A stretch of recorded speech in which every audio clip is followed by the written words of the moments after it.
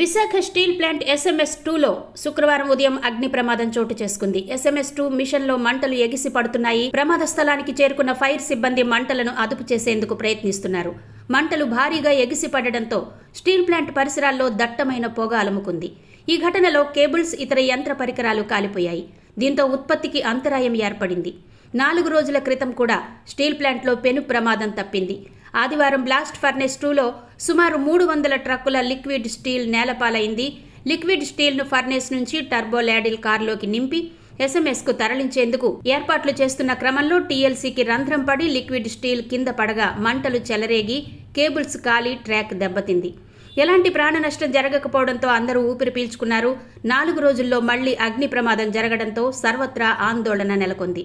ప్రమాద సమయంలో లోపల కార్మికులున్నారా? ప్రాణ నష్టం జరిగిందా? ప్రమాదం ఎలా జరిగింది అన్న వివరాలు తెలియాల్సి ఉంది. ప్రమాదానికి గల కారణాలపై అధికారులు ఆరా తీస్తున్నారు.